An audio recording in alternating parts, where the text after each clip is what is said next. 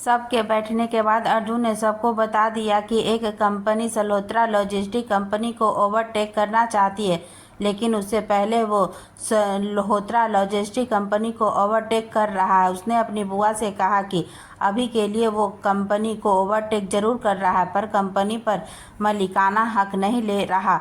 वो सब अनुपमा जी, तनिष्क और अनु का ही रहेगा। वो ये सब इसलिए कर रहा है क्योंकि वो नहीं चाहता कि कोई और कंपनी से ओवरटेक कर ले।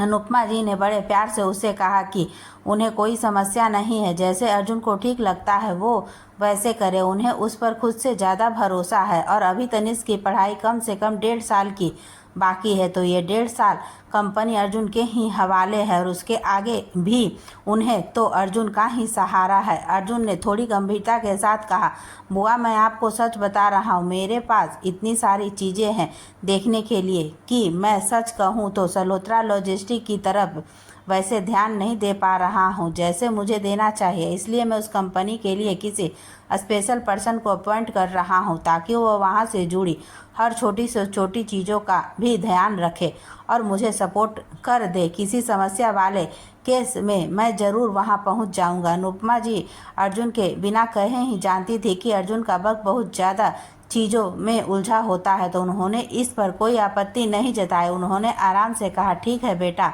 जैसा तुम ठीक लगे। तो अर्जुन ने एक नज़र सबको देखा और फिर कहा, मैं अग्रिमा को सल्होत्रा लॉजिस्टिक का इंचार्ज बनाना चाहता हूँ। ये सुनकर सब खुश हो गए, लेकिन फाल्गुनी जी ने कहा, अर्जुन तुझे जो करना है करता रह, तुझे ये सब हमें बताने की क्या ज़रूरत है। ये तुम्हारे बिजनेस का काम है, जैसे तुम्हें समझ आता है वैसे कर लो। वही अग्रिमा ने एकदम से शॉक्ड होते हुए कहा, अर्जुन आई थिंक सल्होत्रा लॉजिस्टिक वाला काम डैड को देखना चाहिए, वो ज़्यादा एक्सपीरियंस है। अग्रिमा की बात का जवाब अजय जी ने देते हुए कहा, नहीं बेटा, यहाँ एक्सपीरियंस नहीं, यहाँ टेक्टिक्स काम आएंगे जो तुम जैसे बच्चों में मुझसे बेहतर है। अग्रिमा अभी भी दुविधा में थी, तो अर्जुन ने हल्के से उसके हाथ पर अपना हाथ रख कर दबा दिया, जिसका साफ मतलब था कि वो उससे इस बारे में बाद में बात करेगा। तो अग्रिमा आगे कुछ कहते कहते चुप हो गई। अनुपमा जी ने फाल्गुनी जी की बात को समझते हुए कहा, हाँ बेटा, मुझे कोई प्रॉब्लम नहीं है, काम तुम करो या अग्रिमा करे या तुम किसी से करवाओ, हमारे लिए तो एक ही बात है। वो कहावत है ना, छोरा पीसे या बहू, हमें तो खाने से मतलब है। उनकी बात सुनकर और समझकर सब मुस्कुरा उठे, पर अर्जुन अभी भी संजीदा ही था। उसने अनुपमा जी से कहा, अभी प्रॉब्लम नहीं है बुआ, प्रॉब्लम तब शुरू होती है जब किसी से कोई गलती होती है। परफेक्ट यहाँ कोई नहीं है, ना मैं ना अग्रिमा। फिर उसने 1 सेकंड का पोज लेकर कहा, मेरे कहने का मतलब आप लोगों पर कोई शक करना या आप लोगों को गलत समझना नहीं है। जो नॉर्मली होता है मैं सिर्फ वही बता रहा हूँ कि अगर मैं बाहर से किसी पर्सन को इंचार्ज बनाता हूं और उससे कोई गलती होती है तो हम उसे फायर कर सकते हैं, उसे 4 बातें भी सुना सकते हैं, लेकिन अग्रिमा उसके लिए ये सब पॉइंट कंसीडर नहीं होंगे। मुझे अग्रिमा पर पूरा भरोसा है कि वो कंपनी के फेवर में ही काम करेगी, पर फिर भी कभी कभी हालात ऐसे होते हैं कि सही गलत देर में समझ आता है या रिस्क लेना पड़ता है। उस वक्त ना का नुकसान जो होगा उसकी भरपाई हम अग्रिमा पर इल्ज़ाम लगाकर नहीं कर पाएंगे और ना शायद मैं किसी को कोई इल्ज़ाम उस पर लगाने दूंगा। इसलिए मैं आप लोगों से सलाह ले रहा हूं। अर्जुन की बात समझने के बाद सब एक बार के लिए चुप हो गए, क्योंकि सब समझ गए थे कि वो क्या कहना चाहता है। वहीं अग्रिमा, उसका दिमाग तो सिर्फ एक ही बात पर अटका पड़ा था कि अर्जुन किसी को अग्रिमा पर इल्ज़ाम लगाने नहीं देगा। सबके सामने अपना इस तरह से पक्ष लेते देखकर अग्रिमा थोड़ी सी भावुक होने लगी थी, पर उसने कुछ नहीं कहा और वो चुपचाप बैठी सबकी बात सुनती रही। अनुपमा जी ने अर्जुन के पास आकर उसके पास बैठते हुए कहा, क्या तुझे अपनी बुआ पर इतना ही भरोसा है कि तुझे लग रहा है कि गलती के लिए किसी गलत फैसले की वजह से वो तुझ पर या अग्रिमा पर कोई इल्ज़ाम लगाएगी? इतना तो मैं भी जानती हूँ अर्जुन कि अग्रिमा हमारी कंपनी के लिए अपनी जान लगा देगी, तो इसे कुछ कहने का मेरा कोई हक नहीं बनेगा। मैं तो सीधी सी भाषा में इतना जानती हूँ कि अगर मैं 20 रोटियां बनाऊंगी हो सकता है उसमें से 2 जल भी जाए, पर बाकी 18 तो बिल्कुल सही होगी ना। और उन 2 रोटी के बदले मैं नई 2 रोटी बना सकती हूँ, जिससे पूरा परिवार का पेट भरता रहेगा। अर्जुन ने अपनी बुआ को अपने गले से लगा लिया और कहा, निश्चित रहिए बुआ, मैं वो 2 रोटियां भी नहीं जलने दूंगा। तो उन्होंने अर्जुन के गाल पर हल्का सा चपत लगाते हुए कहा, तो फिर क्यों पूरे परिवार को परेशान कर रखा है तूने? कोई कुछ नहीं कहेगा, तेरी बीवी को समझाना। ये सुनकर अर्जुन वहाँ जहाँ हंसने लगा वहीं अग्रिमा ने अपनी गर्दन नीचे कर ली। अनुपमा जी ने उसे भी अपने पास बुलाया, दोनों को एक साथ गले लगा लिया।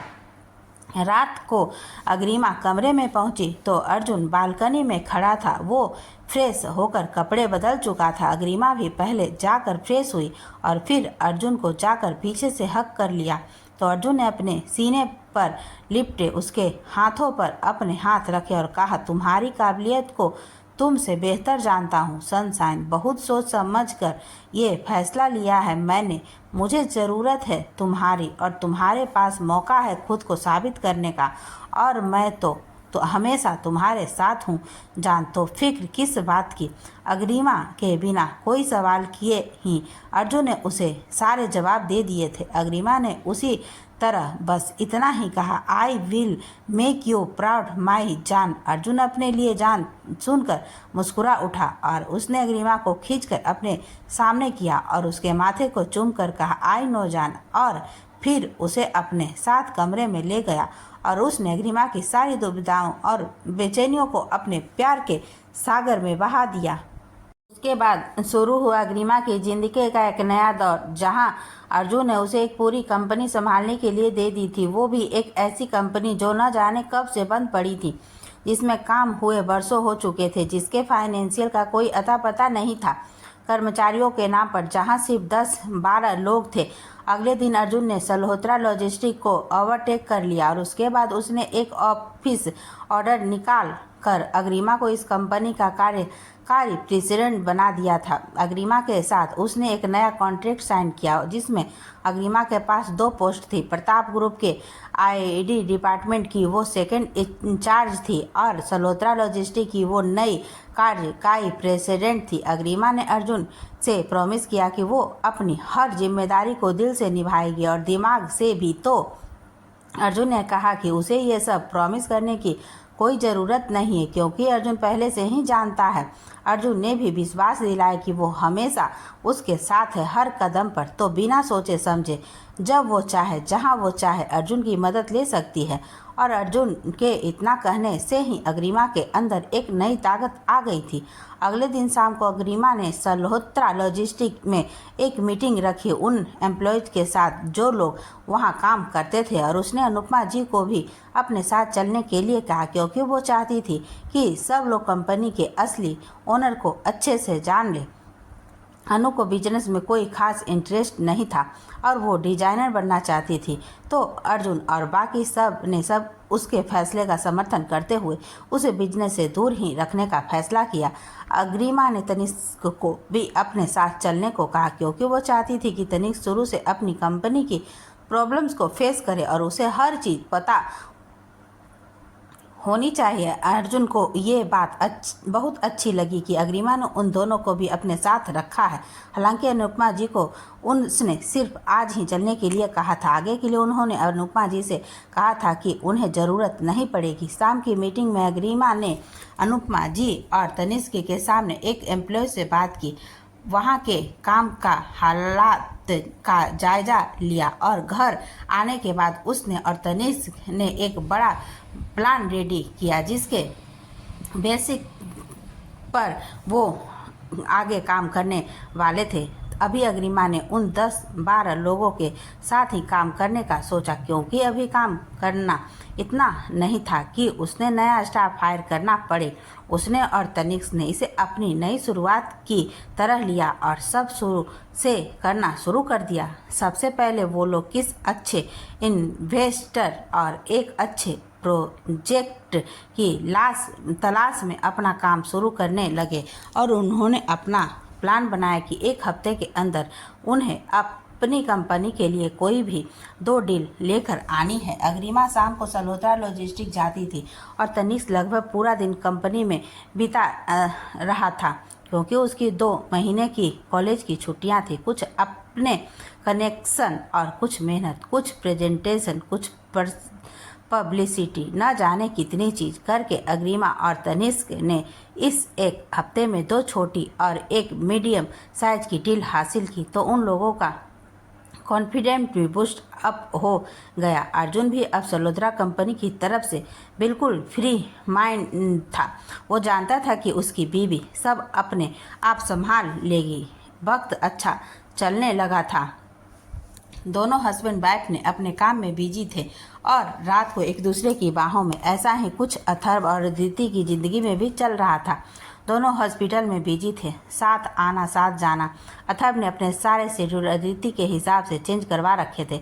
अस्पताल में भी हर कोई अथर्व की अदिति के पीछे की दीवानगी से वाकिफ होता जा रहा था, क्योंकि चाहे कुछ भी अर्जेंट क्यों न हो, अथर्व लंच टाइम में पहुंच जाता था अपनी बीवी के पास खाना खाने। अदिति को उसके साथ का स्टाफ इस बात को लेकर बहुत टीज करता था, लेकिन मजाल है कि अथर्व पर कोई असर पड़े। इसी तरह लगभग 3 हफ्ते बीतने को आए थे। अग्रिमा और तनिष्क की मेहनत में सल्होत्रा लॉजिस्टिक को पटरी पर लाना शुरू कर दिया था। उनके हाथ में अब कुछ डील थी जिसे कम से कम इतना मुनाफा तो होने वाला था कि एम्प्लॉयज़ की सैलरी निकल जाने वाली थी, वरना इससे पहले तो कंपनी घाटे में ही चल रही थी। इन 3 हफ्तों के प्रोग्रेस देखकर अर्जुन और उसके डैड बहुत खुश थे। उन्हें अपने फैसले पर गर्व हो रहा था और साथ ही अपनी बहू पर भी। और तनिष्क, वो तो अपनी भाभी की तारीफ के पुल हर रोज डाइनिंग टेबल पर बांध ही देता था। एक सुबह अर्जुन अपनी टाई पहन रहा था कि अग्रिमा कमरे में आई तो अर्जुन ने देखा कि वो घर के कपड़ों में ही है। उसने अग्रिमा से पूछा, तुम ऑफिस नहीं चल रही? अग्रिमा ने उसकी टाई को ठीक करते हुए कहा, नहीं, आज मैं आपके साथ नहीं चल रही। आज मुझे सल्होत्रा लॉजिस्टिक जाना है, पर मैं थोड़ा सा लेट जाने वाली हूँ। अर्जुन ने उसके माथे को हाथ लगाते हुए फिक्र से पूछा, क्या हुआ जान, सब ठीक है ना? अग्रिमा ने भी उसकी टाई को एक फाइनल लुक देते हुए कहा, जी जनाब, बिल्कुल सब ठीक है। मुझे थोड़ा ज़रूरी काम है तो मैं वो ख़त्म करूंगी आज, और आज प्रताप ग्रुप में मेरी कोई मीटिंग भी नहीं है। अर्जुन ने मुंह बनाते हुए कहा, क्या यार, आज मुझे अकेले ही रहना पड़ेगा। कम से कम दिन में एक बार तुम्हें गले तो लगा लेता था, आज कैसे रहूँगा मैं तुम्हारे बिना? अग्रिमा ने उसके गले में बाहें डालते हुए कहा, तो आज आप सल्होत्रा लॉजिस्टिक आ जाना। वैसे भी आपकी इस महीने की कोई विजिट नहीं हुई है वहाँ, और कंपनी के मालिक होने के नाते महीने में एक विजिट तो बनती है ना। अर्जुन ने भी मुस्कुराते हुए कहा, वादा तो नहीं कर सकता, बट आई कैन ट्राई। लेकिन अगर आ नहीं पाया तो? अग्रिमा ने नासमझी से पूछा। तो अर्जुन ने उसकी कमर में हाथ डालकर उसे खुद से सटाया और कहा, तो आज का कोटा अभी पूरा करके जाना पड़ेगा। अग्रिमा ने उसकी बात समझकर पहले उसके माथे पर अपने लब सजा दिए। अर्जुन की आंखें अपने आप बंद हो गई। फिर उसकी सनसाई ने उसके चेहरे को अपनी नरम सी हथेलियों से भरा और उसकी दोनों आंखों को चूम लिया। फिर गालों की बारी आई तो अर्जुन के शरीर में गर्मी बढ़ने लगी थी। एक प्यारा सा किस अर्जुन की उसकी नाक पर मिला और सनसाई ने अपने होठों को अर्जुन के होठों से मिला दिया। अर्जुन ने उसे कमर से पकड़कर हल्का सा ऊपर उठाकर अपनी हाइट के बराबर कर लिया और दोनों तकरीबन कुछ मिनटों तक एक दूसरे से उलझे रहे। उनके इन हसीन लम्हों में विघ्न पड़ा। दरवाजे पर हुई दस्तक से दोनों अलग हुए और अपनी सांसों की संभाल कर अग्रिमा ने दरवाज़ा खोला तो एक सर्वेंट उन्हें नाश्ते के लिए बुलाने आया था। अर्जुन ने उस सर्वेंट को ऐसे घूरा मानो पता नहीं कौन से पुराने जन्म का दुश्मन हो। अग्रिमा को ये देखकर हंसी आ गई तो अर्जुन भी मुस्कुराकर उसके पास आया और उसके सिर पर चूमते हुए बोला, जल्दी नीचे आओ, नाश्ता साथ करेंगे। कुछ देर बाद अर्जुन ऑफिस के लिए निकल गया और कुछ देर बाद अग्रिमा भी सल्होत्रा लॉजिस्टिक के लिए निकल चुकी थी। अर्जुन अपने कैबिन में मीटिंग में व्यस्त था। आज अग्रिमा ऑफिस में नहीं थी, इसलिए अर्जुन ने कोई ब्रेक नहीं लिया था। उसकी बैक टू बैक लगातार 4 मीटिंग थी और उसने अपना पूरा ध्यान काम में लगा रखा था। अभी भी उसके केबिन में कई डिपार्टमेंट का हेड स्टाफ बैठा था। अर्जुन उन सबको लगातार कुछ समझा रहा था कि तभी केबिन का दरवाजा बिना इजाज़त के खुला तो अर्जुन के मुंह से सीधा यही निकला, व्हाट द। उसे बिना इजाज़त की डिस्टर्बेंस पसंद नहीं आई थी, इसलिए उसने बिना सामने देखे ही गुस्से में कुछ कहते हुए जैसे ही नज़र उठाई तो अपनी कुर्सी पर खड़ा हो गया, क्योंकि सामने उसकी जान, उसकी सनशाइन अपनी भीगी आंखों के साथ खड़ी थी। अर्जुन के हाथ का मोबाइल छूटकर टेबल पर गिर गया और उसके होश फाफ्ता हो गया सामने खड़ी अग्रिमा को देखकर। एक तो वो जानता था कि आज अग्रिमा ऑफिस नहीं आएगी और दूसरा अगर वो आई है तो बस इस हालत में कि उसकी आंखों में पानी है। अर्जुन जैसे ही अग्रिमा की तरफ जाने को हुआ, अग्रिमा दौड़ते उसकी बाहों में आ समाई। ये इतना जल्दी में हुआ कि अर्जुन कुछ समझ ही नहीं पाया और अग्रिमा एक झटके से उसके सीने से जा लगी थी, जिसे अर्जुन हल्का सा पीछे हो गया था। उसे खुद को गिरने से बचाने के लिए ताकत लगानी पड़ी, लेकिन वो अब भी असमंजस में था और अग्रिमा को अपनी बाहों में भी नहीं भर पाया कि उसे अपनी जान के सिसकने की आवाज़ सुनाई दी। ये सब देखकर केबिन में बैठा सारा स्टाफ चुपचाप उठकर बाहर निकल गया। अग्रिमा के पीछे पीछे कुंज भी अर्जुन के केबिन तक आ चुका था और अर्जुन ने भी अब तक खुद को संयत करके अग्रिमा को अपनी बाहों में सहेज लिया था। अर्जुन ने अपनी तीखी नज़रों से कुंज को देखते हुए कहा, पता करो सल्होत्रा लॉजिस्टिक में क्या हुआ है। लेकिन कुंज के कुछ कहने से पहले ही अग्रिमा ने अर्जुन के सीने से अपना सिर निकाला और ना में गर्दन हिलाई, जैसे कह रही हो वहाँ तो कुछ नहीं हुआ। अर्जुन ने एक नज़र अपनी बाहों में सिमटी अपनी सनशाइन पर डाली और कुंज से कहा, दरवाज़ा लॉक करते हुए जाओ। अग्रिमा ने एक बार फिर से अर्जुन को कसकर पकड़ लिया था तो अर्जुन ने भी इस बार उसे अच्छे से अपने आगोश में भर लिया और उसके बालों को सहलाते हुए कहा, क्या हुआ सनशाइन। अग्रिमा बिना कुछ कहे बस उसके सीने में लगी रही तो अर्जुन ने उसके चेहरे को अपने हाथों में भरते हुए पूछा, इतना ज़्यादा सब्र नहीं है मुझ में जितना तुम सोच रही हो, जल्दी बताओ क्या हुआ। अग्रिमा ने किसी तरह खुद को सामान्य करते हुए कहा, आई एम सॉरी अर्जुन, पर बात ही कुछ ऐसी थी कि मैं खुद को रोक ही नहीं पाई, मुझे बस आपकी बाहों में आना था। अर्जुन ने अग्रिमा को फिर से अपने गले से लगाते हुए कहा, तो इसमें इतना सोचने वाली क्या बात है, तुम्हारा हक बनता है मुझ पर, तुम जब चाहे जहाँ चाहे मेरी बाहों में आ सकती हो, पर इतना तो मैं जानता हूँ कि तुम इतनी सी बात के लिए नहीं रो रही थी। मुझे यह जानना है कि तुम रो क्यों रही थी, किसी ने कुछ कहा क्या। अर्जुन लाख गुस्से में होता था, लेकिन अग्रिमा के सामने उसका गुस्सा हमेशा ठंडा पड़ ही जाता था। वो चाह कर भी उसके सामने अपनी आवाज़ तेज नहीं कर पाता था। अग्रिमा ने हल्का सा अपने आप को अर्जुन से अलग करके अपने बैग में हाथ डाला और वहाँ से कुछ निकाल कर अर्जुन की हथेली पर रखा तो अर्जुन उसे ऐसे देख रहा था जैसे उसे कुछ समझ न आया हो, लेकिन अगले ही पल उसकी आंखें बड़ी हो गई और अपने हाथ में रखी स्ट्रिप में दो लाल रेखाएं देखकर उसने वापस अग्रिमा की तरफ देखा और अपने जीवन में ने पहली बार अटकते उससे पूछा, क्या ये वही चीज़ है जो मैं सोच रहा हूँ। अग्रिमा ने अपनी नम आंखों से खुशी जाहिर करते हुए कहा, ये अर्जुन, वी विथ वो going to be parents. Arjun वो मानो सुन हो गया था, जम गया था एक ही जगह पर। उसे समझ ही नहीं आया कि इस खबर पर उसे क्या रिएक्ट करना चाहिए, क्या करना चाहिए। उन दोनों ने बहुत पहले डिसाइड किया था कि वो इतनी जल्दी इस जिम्मेदारी को नहीं स्वीकार करना चाहते, लेकिन उसके बाद उन दोनों ने कभी एक दूसरे से उसके बारे में बात नहीं की और ना ही फैमिली प्लानिंग का कोई विचार किया था। शायद दोनों ने ही सब कुछ भगवान पर छोड़ दिया था। अर्जुन ने एक पल सोचकर अग्रिमा से पूछा, तुम खुश हो ना। तो अग्रिमा ने मुस्कुराते हुए पूछा, नहीं होना चाहिए क्या।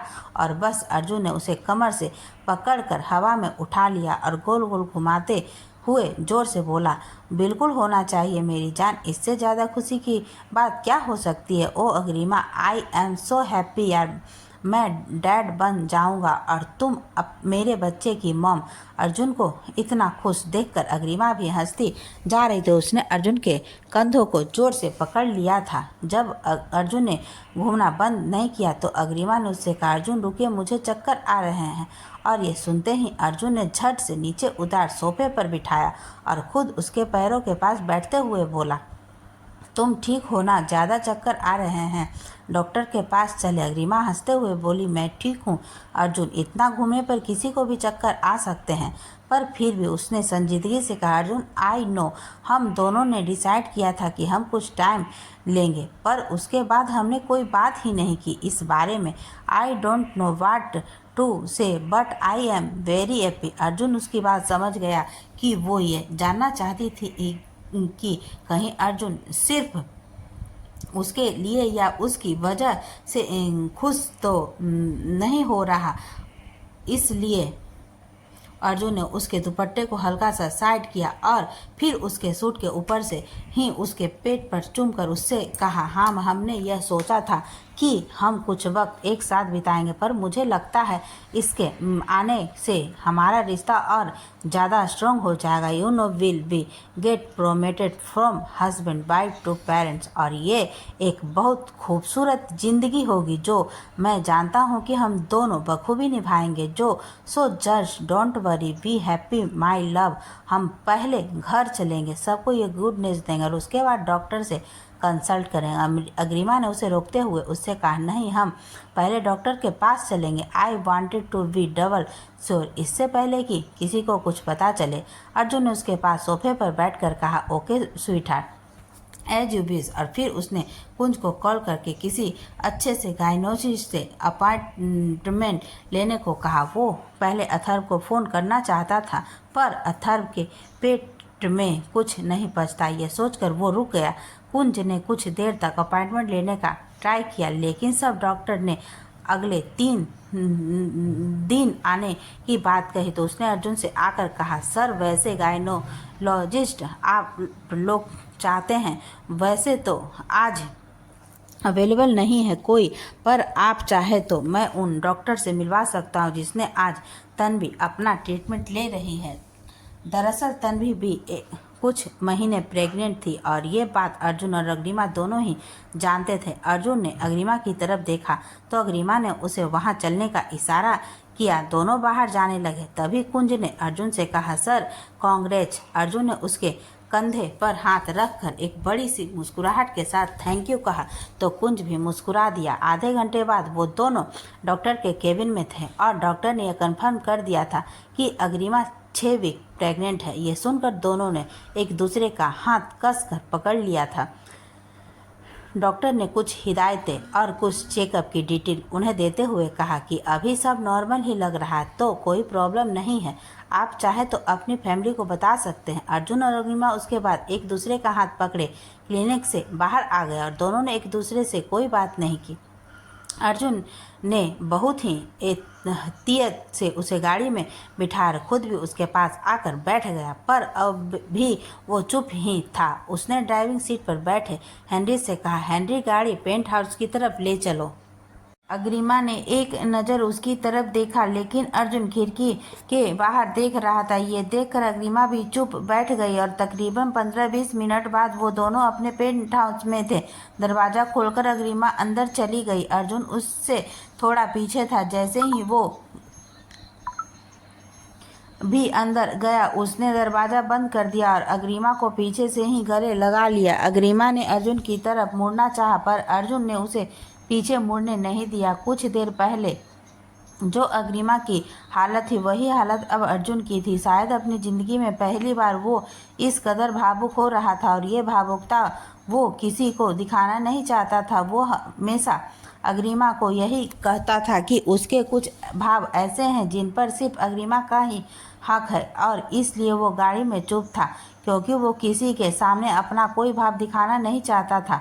अग्रिमा भी ये समझ गई थी। उसने वापस मुड़ने की फिर से कोशिश की, पर अर्जुन की पकड़ इतनी तेज थी कि अग्रिमा को अपने बाजुओं पर हल्का सा दर्द महसूस हुआ। उसने अर्जुन से कहा, अर्जुन कुछ नहीं बोला तो अग्रिमा ने दोबारा कहा, अर्जुन मुझे भी आपको गले लगाना है। और ये सुनकर अर्जुन उससे मुंह फेर कर खड़ा हो गया क्योंकि वो सच में अपने आंखों की नमी अग्रिमा को नहीं दिखाना चाहता था।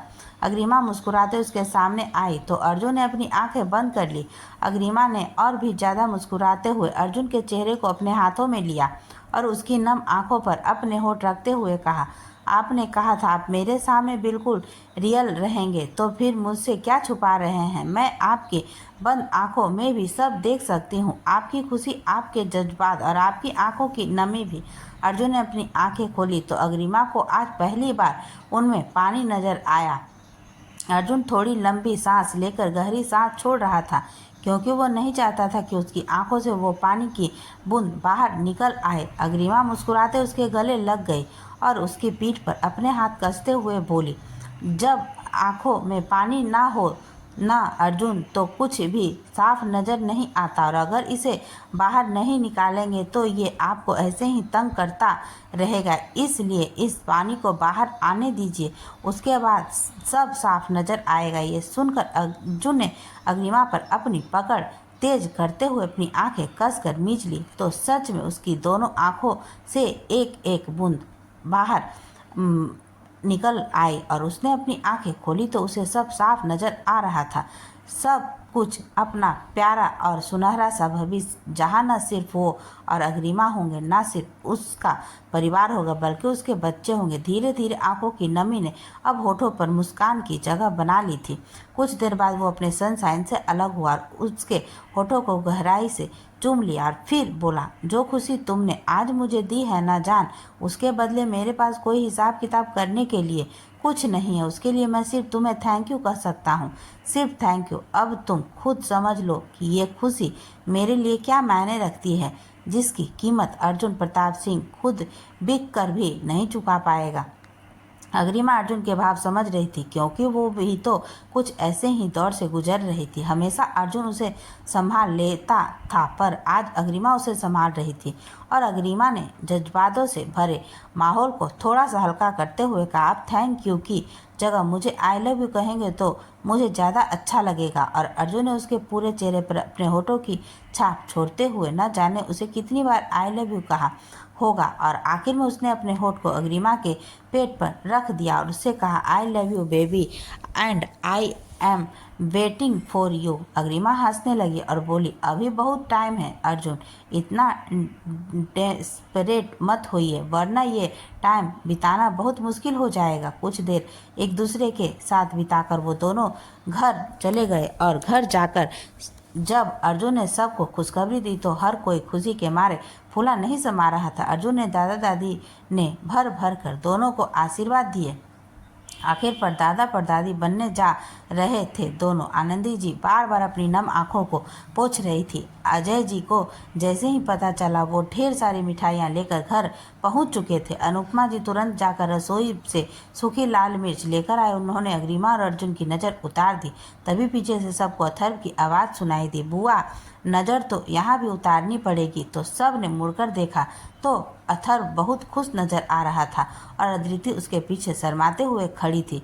पहले तो सबको लगा कि अथर्व अग्रिमा की प्रेगनेंसी के बारे में जानकर खुश है, लेकिन आनंदी जी की अनुभवी आंखों ने अदिति में कुछ अलग देखा, तो उन्होंने अथर्व से आंखों ही आंखों में कुछ पूछा, जिस पर अथर्व ने अपनी पलकें झपका दी और आनंदी जी ने तुरंत जाकर अदिति को गले से लगा लिया और कहा, थैंक यू बेटा, आज मुझे फिर से इतनी खुशी हो रही है जितनी जब तब हुई थी जब मुझे पता चला था कि मेरे ट्विंस बेबी होने वाले हैं। ऐसा लग रहा है कि अब मेरे ट्विंस पोता पोती होने वाले हैं। अर्जुन ने तुरंत जाकर अपने भाई को गले लगा लिया और अग्रिमा ने अदिति को फिर से एक बार आशीर्वाद और नजर उतारने का सिलसिला शुरू हुआ। फाल्गुनी की आनंदी जी और अनुपमा जी ने ढेर सारी हिदायतें अपनी दोनों बहुओं को दे डाली। तनिष्क और अनन्या ने तो नाचना शुरू कर दिया था, जिसमें अथर्व उनका काफ़ी अच्छे से साथ निभा रहा था। सब उसका बचपन ना देखकर हंस रहे थे। प्रताप मेंशन आज खुशियों से भरा था। हर कोई मुस्कुरा रहा था। हर किसी के दिल में एक अलग सी खुशी थी। आनंदी जी ने तुरंत ही फ़ोन करके संजीता जी और अदिति की मम्मी को भी खुशखबरी दे दी थी। रात को खाना खाने के बाद अर्जुन अग्रिमा को अपनी बाहों में लिए बालकनी में लगे झूले पर बैठा था। उसने दोनों के ऊपर एक हल्का सा कंबल डाल रखा था, क्योंकि अब ठंड का मौसम शुरू हो चुका था। दोनों चुप थे और उनके बीच की खामोशियाँ बोल रही थी। दोनों अपने उस वक्त को याद कर रहे थे जब अर्जुन ने कहा था कि वो अग्रिमा को कभी भी अपने घर लेकर नहीं जाएगा। और आज अग्रिमा सिर्फ उसके घर ही नहीं, उसके दिल, उसकी आत्मा, उसके जिस्म और उसकी गोद, हर जगह सिर्फ वही थी। अर्जुन ने सब याद करते हुए न जाने कितनी बार अग्रिमा के सिर के ऊपर से चूम लिया था। अग्रिमा भी सब समझ रही थी, इसलिए उसने अर्जुन का ध्यान भटकते हुए उसे इधर उधर की बातें करनी शुरू की। अग्रिमा ने उसे बताया कि जब वो पहली बार पंचायत के लिए मलिकपुर जा रहा था तब बस स्टैंड पर अग्रिमा ही खड़ी थी। अग्रिमा ने उसे सब बताया और याद दिलाया कि अर्जुन उस पर कितना गुस्सा करता था। और इसी तरह बातें करते हुए दोनों वहीं बालकनी में झूले पर बैठे बैठे ही सो गए। इसी तरह वक्त बीतता रहा और अर्जुन अग्रिमा की शादी को तकरीबन 10 साल पूरे हो चुके थे। इस बीच उन्होंने हर तरह की खुशियां और गम को अपने जिंदगी में महसूस किया, पर एक दूसरे का हाथ कभी नहीं छोड़ा। एक दूसरे के जन्मदिन, शादी की सालगिरह, बच्चों का जन्म, करवा चौथ और भी न जाने क्या क्या। उसके साथ ही कुछ गम के पलों को भी उन्होंने महसूस किया जब अर्जुन के दादा दादी और अग्रिमा के दादा दादी इस दुनिया से विदा ले चुके थे। कार्तिक जी को माफ़ न करने का फैसला अनुपमा जी और उनके बच्चों पर छोड़ दिया था, तो तनिष्क और अनन्या ने अर्जुन और अग्रिमा से सलाह लेकर कार्तिक जी की जमानत करवा दी। वो दोनों कभी कभार कार्तिक जी से मिलने भी जाते थे, लेकिन अनुपमा जी ने कार्तिक जी से मिलने से साफ मना कर दिया था। कार्तिक जी ने भी उनके फैसले का सम्मान किया और कोई जिद नहीं की। कार्तिक जी ने तजवीर जी से बात करके उनके साथ काम करना शुरू कर दिया था। दोनों ने शुरुआत से सब शुरू किया था और फिर तजवीर जी के कहने पर उन्होंने अनुपमा जी को मनाना भी शुरू कर दिया था। तेजवीर जी और अग्रिमा का कहना था कि अनुपमा जी का भी खुश रहने का हक है और अब कार्तिक जी का फर्ज बनता है कि वो अनुपमा जी के हिस्से की खुशियाँ उन्हें दे। और सच्चे में से दिल मांगी गई माफ़ी बहुत कुछ ठीक कर देती है। कार्तिक जी ने भी उनकी बातों पर अमल किया और लगभग 1 साल की मेहनत के बाद उन्होंने अनुपमा जी का दिल जीत ही लिया। तेजवीर जी ने मोहब्बत के उस असूल को जिंदा रखा। उनके लिए अनुपमा जी की खुशियाँ ही सब कुछ है और ये सब उनके वाले सिर्फ अग्रिमा जानती थी। उन्होंने किसी से भी कोई जिक्र करने से उसे मना कर दिया था और अग्रिमा ने उनकी बात का बखूबी मान रखा था। एक दिन अग्रिमा ऑफिस से घर आई तो उसने देखा अजय जी और आनंदी जी अपने पोते पोतियों के साथ हॉल में बैठे हुए थे। अथर भी एक तरफ बैठा हुआ कुछ काम कर रहा था और अद्रिति उसकी मदद कर रही थी। अग्रिमा ने जैसे ही आकर सोफे पर बैग रखा, आनंदी जी ने उससे कहा, अग्रिमा अच्छा हुआ बेटा तुम आ गई। अग्रिमा को अपनी मॉम की आवाज़ में एक अलग ही चिंता महसूस हुई तो उसने उनके पास जाकर पूछा, क्या हुआ मॉम? आनंदी जी ने मुंह बनाते उससे कहा, मुझे ये लड़का जीने दे तब ना। और आनंदी जी के कहने के भाव से ही अग्रिमा समझ गई कि वो अर्जुन की बात कर रहे हैं, तो उसने पूछा, अर्जुन आ गए इतनी जल्दी? आनंदी जी ने उसे आंखों के इशारे से पीछे देखने को कहा तो अग्रिमा को समझ आया कि बेचारा सोहन आज भी कॉफ़ी लेकर स्टडी रूम की तरफ दौड़ रहा है और उसने ना की मुद्रा में अपनी गर्दन इधर उधर हिलाई, मानो कह रही हो कि सच में अर्जुन का कुछ नहीं हो सकता। उसने एक नज़र बाकी सबको देखा और फिर खुद सोहन से कॉफ़ी लेकर स्टडी रूम की तरफ बढ़ गई। दरवाज़ा खोलकर वो अंदर गई तो अर्जुन एक वीडियो कॉन्फ्रेंस में अपने एम्प्लॉयज़ का पर चिल्ला रहा था, लेकिन अग्रिमा को देखकर आज उसने भी ऐसा रिएक्शन दिया। तुम्हें आने को यहाँ किसने कहा था? अग्रिमा ने अर्जुन को चेयर के पास जाकर दूसरी चेयर ली और बैठकर वीडियो कॉन्फ्रेंसिंग को ज्वाइन करते हुए पूरे स्टाफ से कहा, take a 10 minutes break, we will discuss it later. और उसने वीडियो कॉन्फ्रेंसिंग को पोज कर दिया। अर्जुन ने पहले तो उसे घूर कर देखा, पर जब अग्रिमा को कोई फर्क नहीं पड़ा तो उसने भी मुस्कुराते हुए कुर्सी की बैग से अपना सिर टिका लिया। अग्रिमा ने कॉफ़ी उसके हाथ में पकड़ाई और खुद उसके सीट के पीछे जाकर उसके सिर पर हल्की हल्की मसाज करने लगी और उसकी कनपट्टी के पास से उसके सर को दबाने लगी। एक बार उसने उसके माथे को ऊपर से चूम लिया और फिर पूछा, क्या हुआ? क्यों परेशान हैं आप इतना? अर्जुन ने वैसे ही अपनी आँख खोली और अग्रिमा को देखकर मुस्कुराते हुए बोला, तुम परेशान रहने कहाँ देती हो? फिर उसने अपना फ़ोन उठाकर कुंज को फ़ोन लगाया और कहा कि मीटिंग कल सुबह के लिए पोस्टपोन कर दो और सबको घर जाने के लिए कहो। कॉफ़ी खत्म करने के बाद अर्जुन भी अग्रिमा के साथ नीचे आ गया। कुछ देर बच्चों के साथ वक्त बिताकर उसने आनंदी जी से कहा, मॉम, मैं और अग्रिमा बाहर जा रहे हैं, आप प्लीज़ रात को बच्चों को देख लेना। तो आनंदी जी ने भी बिना किसी परेशानी के हामी भर दी, क्योंकि वो जानती थी कि उनका बेटा और बहू काम में व्यस्त होने के कारण एक दूसरे के साथ वक्त को तो बिताते हैं पर बहुत कम वक्त बिताते हैं। इसलिए आज उन्होंने कुछ नहीं कहा और अर्जुन अपनी जान को लेकर अपने पेंट हाउस पर पहुंच गया। हमेशा की तरह वहां जाकर दोनों ने साथ में डिनर बनाया और फिर डिनर किया। एक अच्छी सी मूवी अर्जुन ने होम थिएटर पर चला दी और दोनों वहां बैठकर एक अच्छा समय व्यतीत करने लगे। उन दोनों के लिए अच्छा समय व्यतीत करने का मतलब कभी भी ये नहीं था कि उन्हें सिर्फ फिजिकल ही होना है। उनके लिए अच्छा समय व्यतीत करने का मतलब एक दूसरे के साथ होना था, एक दूसरे की परेशानियां सुनना समझना था, एक दूसरे के साथ वक्त बिताना था और यही वो हमेशा करते थे। लेकिन वो अर्जुन था तो हर चीज़ को रोमांस से जोड़ना उसे खूब आता था और यहाँ भी मूवी के बीच एक रोमांटिक सीन आते ही अर्जुन का रोमांस शुरू हो चुका था।